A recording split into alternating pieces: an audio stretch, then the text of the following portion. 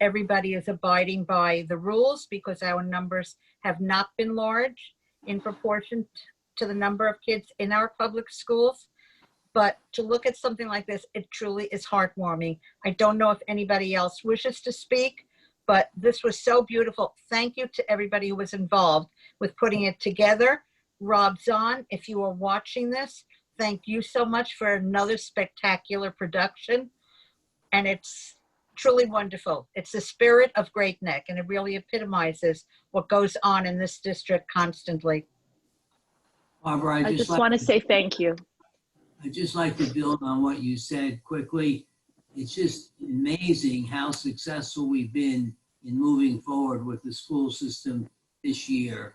And seeing what we saw just now and the way you've described it, and it's just meaning of life to how successful, Teresa, you and your team has been in getting us where we are today. So we have to be eternally grateful for the success that we're experiencing. And I'd like to say thank you to everyone who participated in putting this together. Everybody that's part of this cabinet right now knows how I feel. And when I saw the little ones, all I wanted to do was go back to the classroom instead of being here. Thank you all so much. Thank you.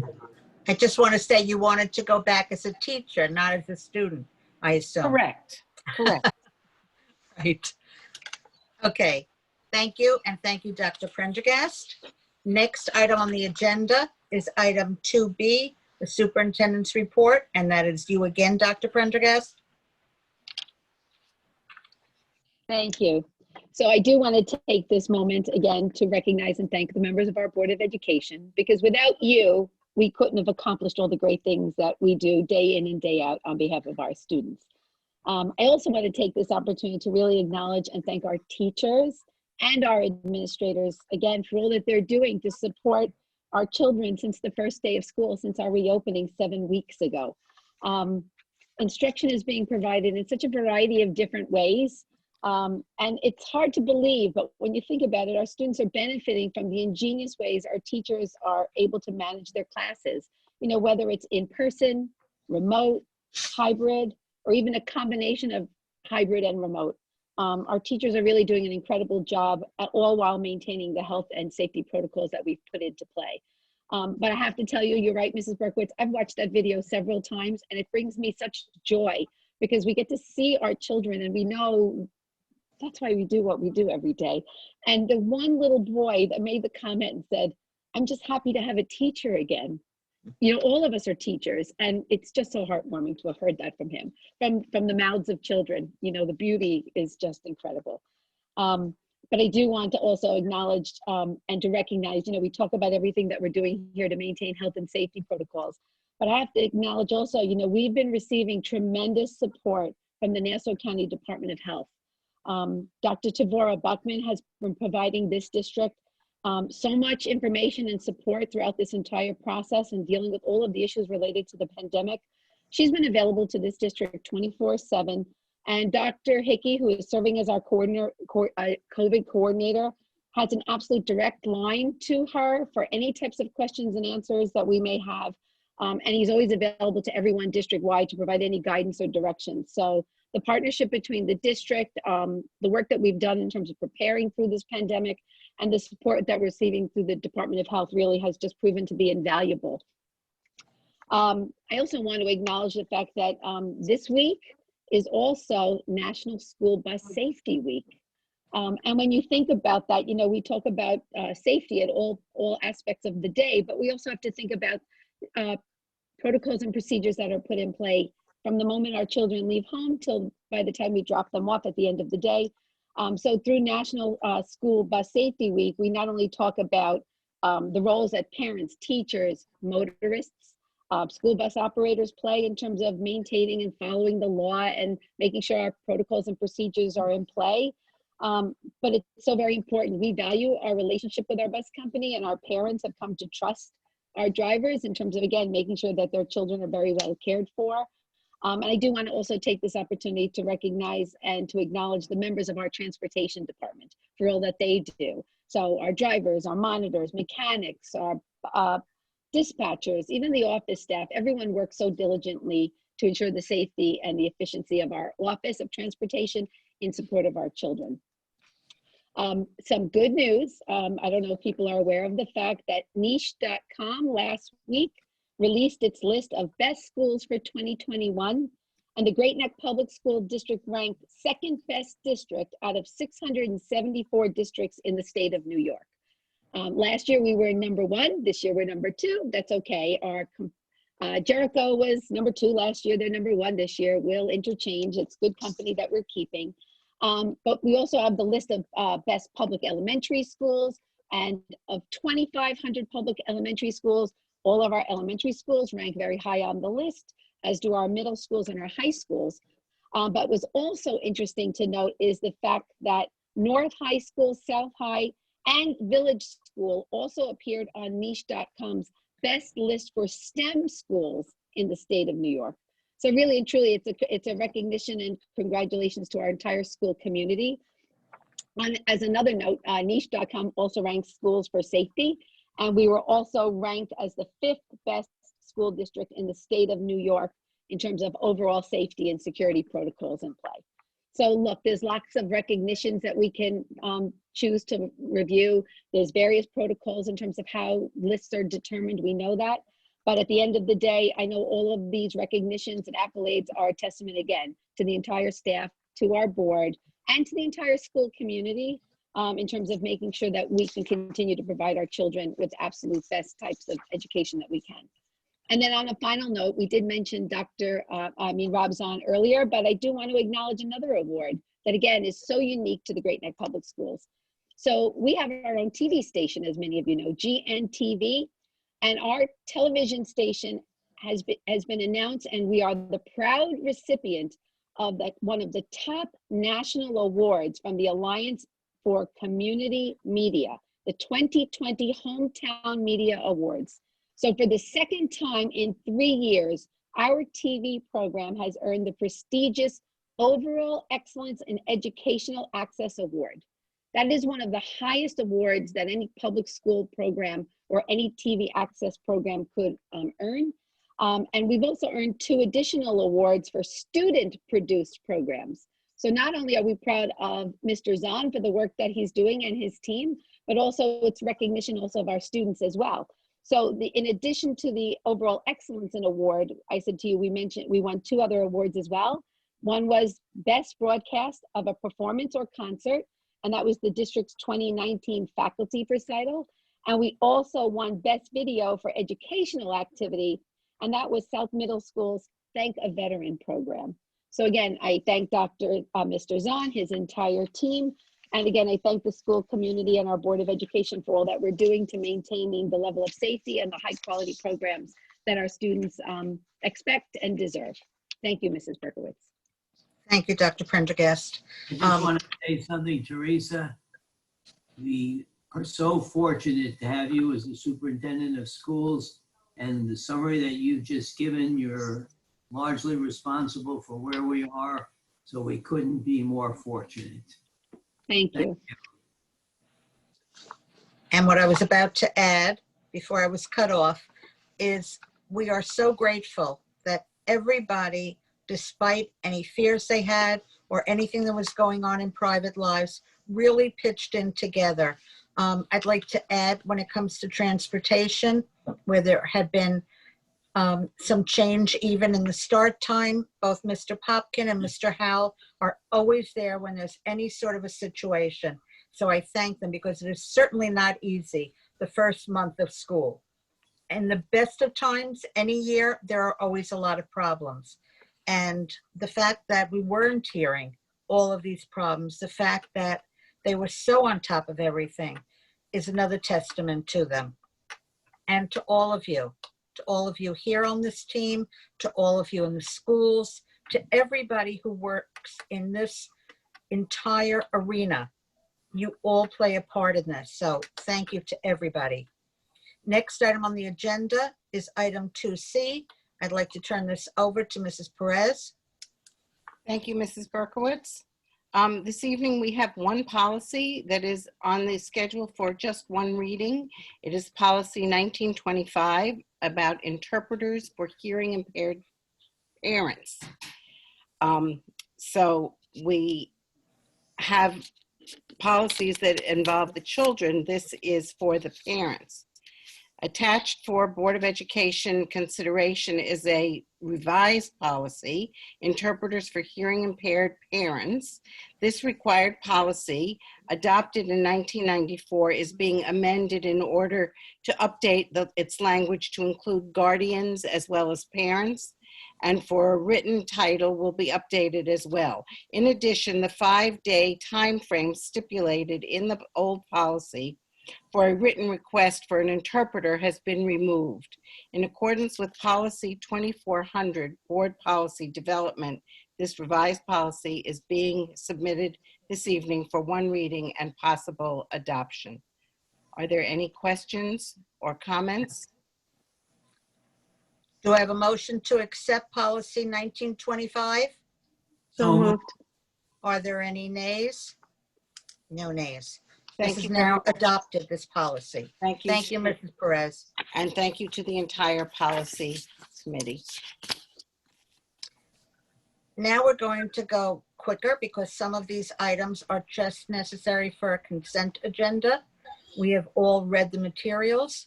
So that being said, items 2D and E, do I have a motion?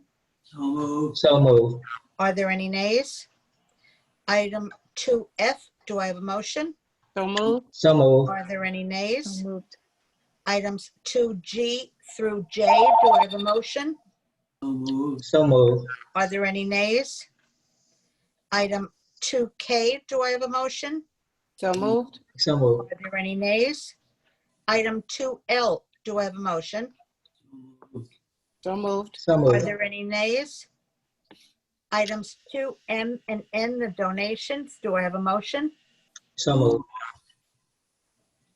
Are there any nays? I just want to indicate our thanks truly for these donations. And I'm sure that the school that's receiving these KN95 masks that were donated will be very appreciative. Items 3A through F, do I have a motion? So moved. So Any moved. nays? Items 2G and H, do I have a motion? So moved. Are there any nays? Item 2I is accepted as presented. Items 4A and B, do I have a motion? So moved. So Any moved. nays? Now personnel. All right, first thing is personnel number Excuse me. 1. Excuse me, Mrs. Berkowitz. I would just like Yes. to excuse myself on the one point of the schedule of staff curriculum writing. Thank you.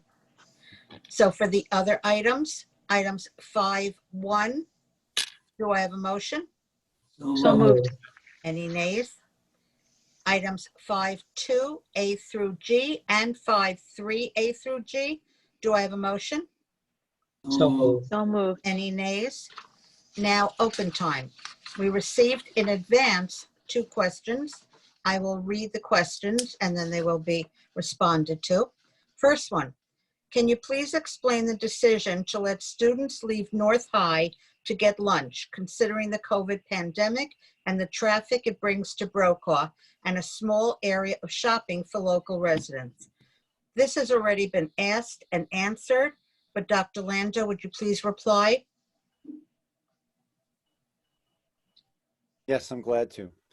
Open campus continues as a means to facilitate physical distancing in school, and in keeping with guidelines, it suggests that being outside in the open air actually helps prevent transmission of COVID. Students walking to Middle Neck Road are not likely to have contact, which is defined as 10 minutes or longer within 6 feet of another person who is not wearing a mask, with any residents during the time that they walk to and from lunch toward Middle Neck Road. Students are reminded by school personnel that they should be wearing masks anytime they are within 6 feet of any other individual. Thank you. The next question is not really a question, but it's really a statement. I will read the whole thing. As you know, Great Neck Movie Theater is closed and the owner is selling the property. Would the trustees please consider a district-wide STEM center that could be placed in this building? It's overdue for a district as big as Great Neck to have a STEM center. It's very inefficient to maintain separate STEM departments in different schools. One central place would create an economy of scales and allow to accumulate better resources, know-how, make connections between schools, develop a statewide STEM curriculum. Such a project may be even a community-wide endeavor, cooperation with the Park District, all villages, or at least Great Neck Plaza. Local private school and businesses would transform it into a future-oriented community center. After school and weekend activities could be open to the public. I also hope that this project can inspire Northwell Health, the local nonprofit giant, to contribute funding and know-how. Please consider initiating or spearheading this project. Thank you. You can imagine this is something that cannot be answered succinctly or without the board and community discussion. I'm going to direct Dr. Prendergast and Mr. Powell to please gather further information and then prepare a response directed to the writer. I just want to make one correction that the movie theater is not in Great Neck Plaza. It is in Great Neck Estates. So should you contact the mayor there, please go ahead and contact that mayor. And if there's no interest or whatever, please go ahead and respond to the letter writer. Next, I don't know if there are any other questions that were submitted during the meeting, but I'd like Mrs. Langell to please read them aloud. Thank you, Mrs. Berkowitz. Question number 1, at the last meeting, the board stated that they would evaluate how they can offer SEEK programs this year, either live or remotely. What is the outcome of that evaluation? How quickly can SEEK resume? The absence of the SEEK program has been notable and dramatically felt by students in a negative way. Dr. Prendergast, would you please either answer this or direct it? I think Ms. Newman can begin the conversation because we've had discussions about this after last month's board meeting. Kelly? Yes, thank you, Dr. Prendergast. Unfortunately, it will not be possible to reinstate the SEEK program this school year. We needed to suspend the SEEK program at the elementary level for several reasons related to the COVID-19 pandemic. So first of all, in the interest of everyone's health and safety, we made a very intentional decision to keep our class cohorts from mixing together. If SEEK were in place, students from different classes would be attending SEEK sessions together. It also would not be possible at this time to find a space in our elementary schools to house the SEEK program. Many of our other than regular classroom spaces have been repurposed for mandated and related service providers to deliver instruction. Finally, half of our district SEEK teachers have been assigned as classroom teachers this year due to the additional sections added at each school. And due to the importance of focusing on instructional technology training this year, the other half are serving in a full-time capacity as each school's technology staff developer. In other words, sorry, that's my clock. Yes, not for whom the bell tolls, Kelly. Sorry about that, everyone. I apologize. So in other words, our SEEK teachers are not available to teach the program. But I'd like to remind parents, please rest assured, our elementary classroom teachers are very skilled in differentiating instruction for individual students, and they are very committed to meeting the needs of every child. Teachers also work very closely with parents to ensure the educational success of each child. So please know that our teachers remain available to speak with parents if there are any specific concerns. And just please know that suspending the SEEK program was a very difficult decision for us to make as a district. We know that the children are disappointed. We know that the parents are disappointed. We're disappointed too. But again, we did so keeping everyone's health and safety in mind. So we really do appreciate the understanding and support of our parents this year. And we certainly plan on reinstating the SEEK program in September of 2021, assuming it will be safe to do so. All of that said, we are still exploring the opportunity for enrichment offerings for elementary students in the evenings through our district's recreation program. Thank you. Thank you. I Mrs. think it's Langell? also, if I might add also, Mrs. Sure. Berkowitz, I mean, we are looking at possibilities, which we can talk about a little bit later on with regards to enrichment experience for students outside of the school day, which could be offered virtually as an option for parents. Good, thank you. Mrs. Langell, are there other questions? Yes. The next question, will instructional music be offered in any form? You indicated at the last meeting you were considering how to offer instructional music this year. Right, so I can answer that one as well, if that's okay, Mrs. Berkowitz. Sure. So, you know, similar to SEEK, we needed to suspend the instrumental music program at the elementary level this year for several reasons, also related to the COVID-19 pandemic. In the interest of everyone's health and safety, we made a decision to keep those cohorts of students from mixing together. And if instrumental music were in place, that would not be possible. Also similar to SEEK, it would not be possible for us to find a space in our elementary schools that would allow students to play an instrument and maintain 12 feet social distancing, which is what would be required for instrumental music. Many of our large spaces have been repurposed.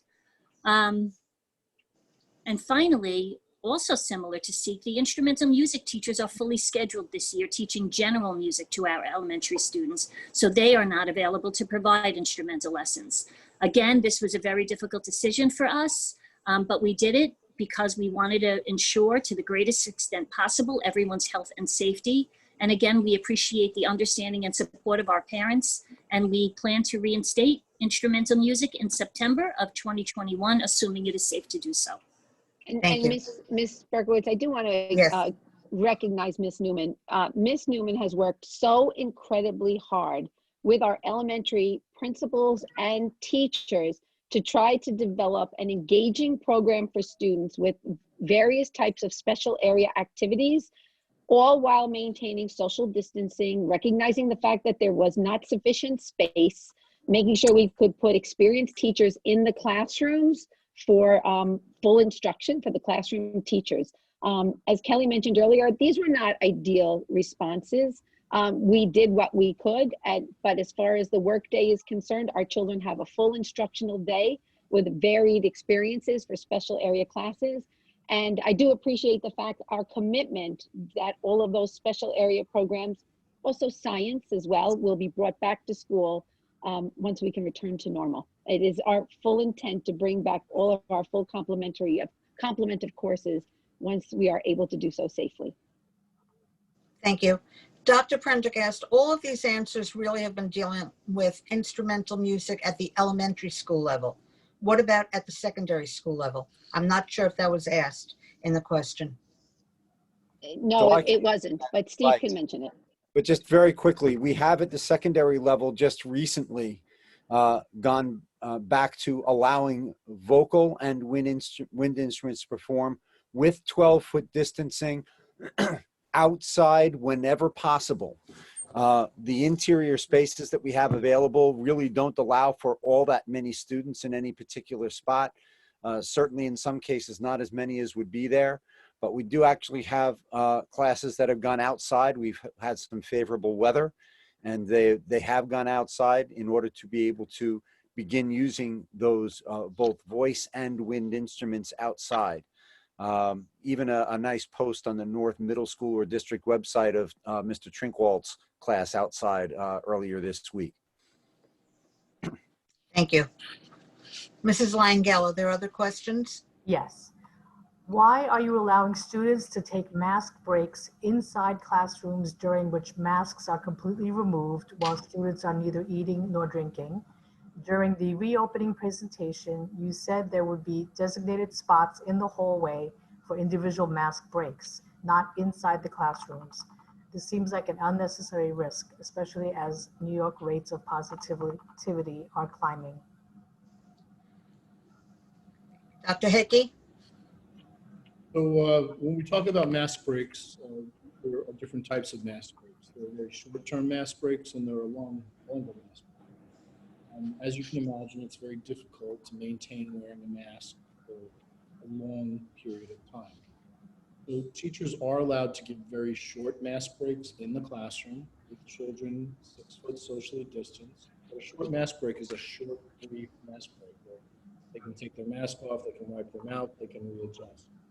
For long-term mask breaks, that would be for a prolonged period of time, say 5-10 minutes. Those mask breaks are taken in large spaces within the building or outside, preferably outside. We encourage mask breaks to be done outside as much as possible.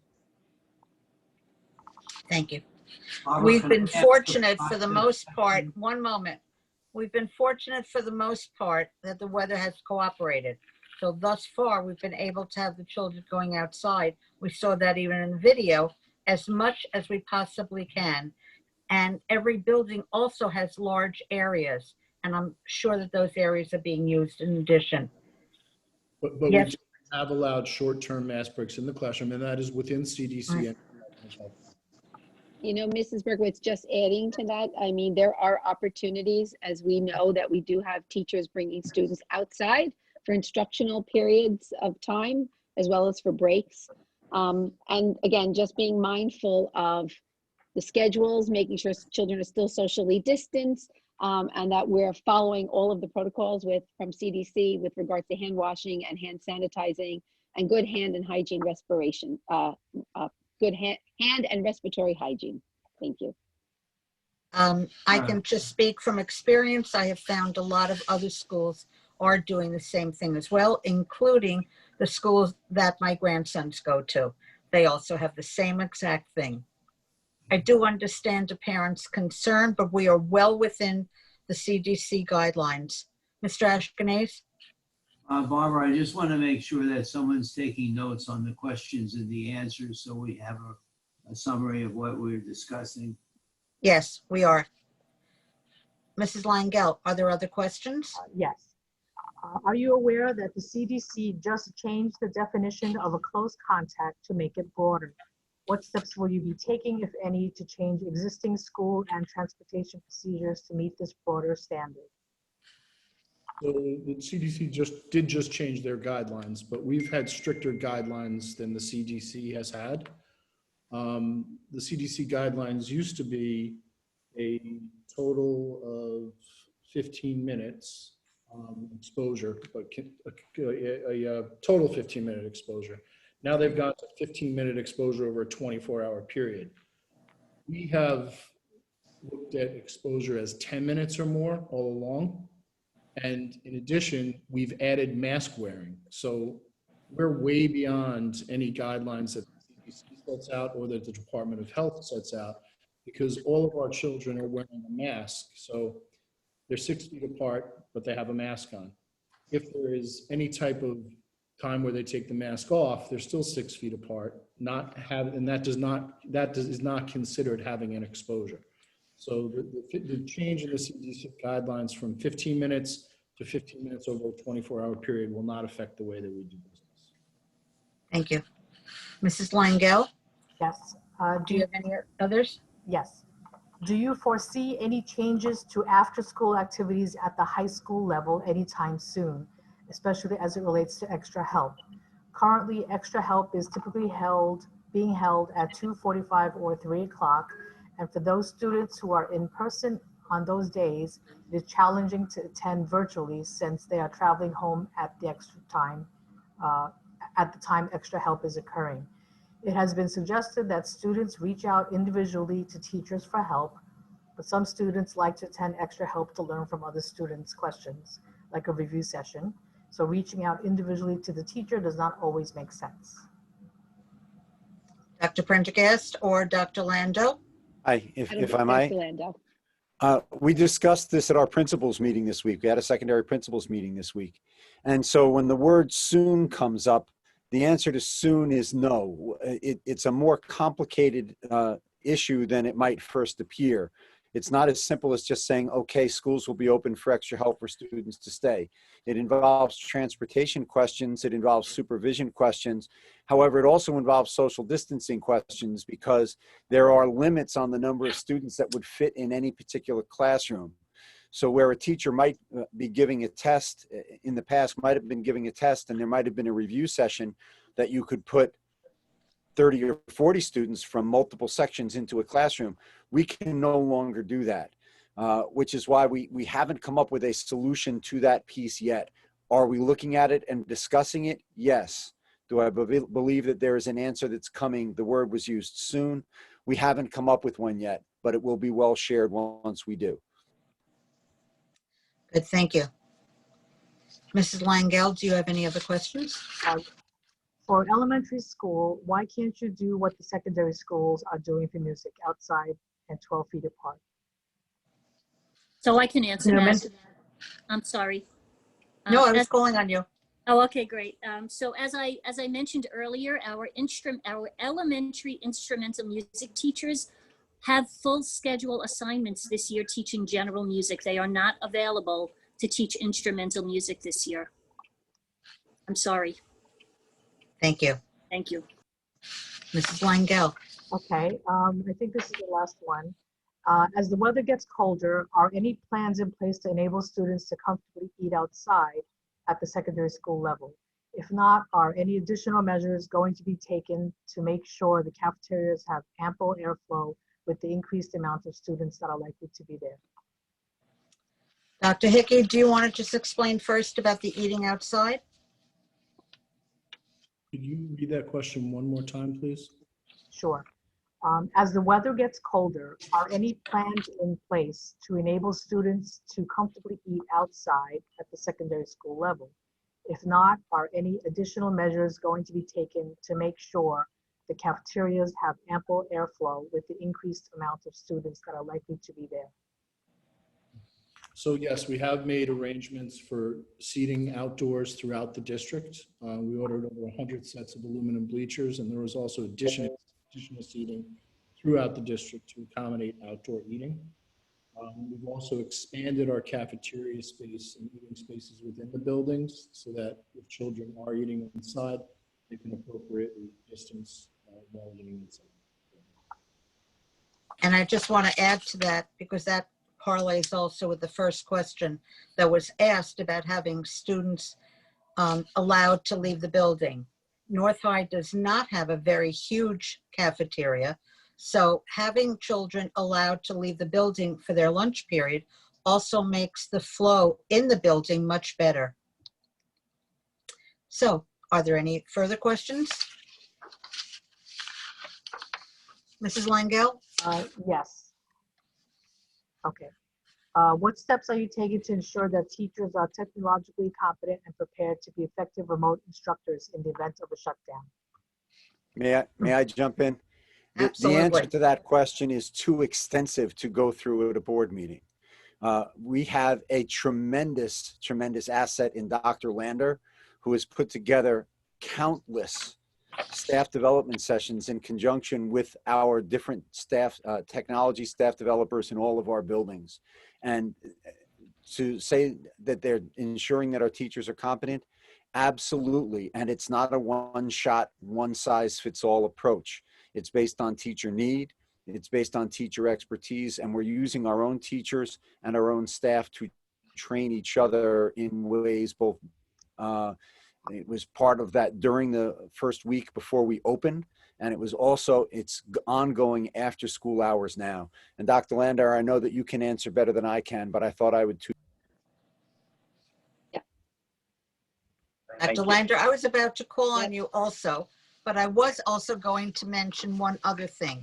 Even in this agenda, there are in-service courses, and I've looked at them. There are a number of them that all deal with technology and ways to enhance the classroom experience. But Dr. Lander, I'll turn it over to you. Sure, thank you. So one of the things we did that Dr. Lando referenced was this year we instituted something called the September Seminars, which was a series of classes that teachers were able to sign up for. That were taught by other teachers in the district, sort of focused on whether using technology for the district or. Stop. There's an echo. Are we able to control that echo? If not, I'll ask you to go over to where Mrs. Langell is. Okay. I can hear you now, Justin. Good now. How about now? Yes, fine. Okay. So let me go back. So one of the things Dr. Lando was referencing was the new program we started this year called the September Seminars, which was a series of, I think, 10 or 12 courses that we offered our teachers to enroll in that were taught by other teachers in the district. And they were all focused on either new technologies to the district or existing technologies that we had, specifically that would be helpful teaching in the hybrid model in the secondary level or remote. So we had classes on Google Classroom, we had classes on Seesaw, we had classes that focused specifically on video conferencing, we had classes on Flipgrid, we had classes sort of covering all of these different resources that we thought would benefit teachers in the event that they had to go remote if they weren't already part of the hybrid or remote model. We've also had the elementary staff developers working with their teachers, identifying different things that their teachers need that are specific to their building. The elementary schools, some of them are starting to do practice remote days so that they know that the students are also prepared for that. So they're having days where even though everyone's in person, they're still making sure that everyone knows how to get into Zoom. Everyone knows how to unmute themselves and mute themselves. So they're sort of doing that practice at the building level too, to make sure that not only are our teachers prepared, but that our students are ready too. And I think one other thing, and it's a credit to Dr. Lander and the staff developers in each of our buildings. In a couple of instances, we have had classes that needed to immediately pivot to remote instruction, and that was done seamlessly. And to the credit to our teachers, we have gotten feedback from parents whose children were enrolled in those classes, and they said the transition was seamless and without any problems whatsoever. So I thank you, Dr. Lander, your staff developers, and again to our teachers who were preparing to open, and then also in the same venue also did all the work that they needed to do to prepare to close in the event we had to shift to remote learning. In addition, I don't know if you want to mention as well, the In-Service Institute that we have in place, and if you could just mention the people who review all the classes and suggestions. Yes, we have committees that are comprised of teachers and administrators. It is co-chaired by Ms. Newman and Ms. Kirby, where there is a thorough review done of every in-service course that's being requested. And we really look at those courses carefully to make sure that they support district goals and objectives. Thank you. Is there anything else, Mrs. Langell? That was it, Mrs. Berkowitz. Okay. I just want to announce that our next meeting is going to be on Wednesday, November 18th. The time is still going to be announced, but as we've been trying to alternate times to accommodate various requests, the next meeting will likely be in the evening. Do I have a motion to adjourn? So moved. Good night, everybody. Have a good dinner. Thank you. Good night. Good night, everybody.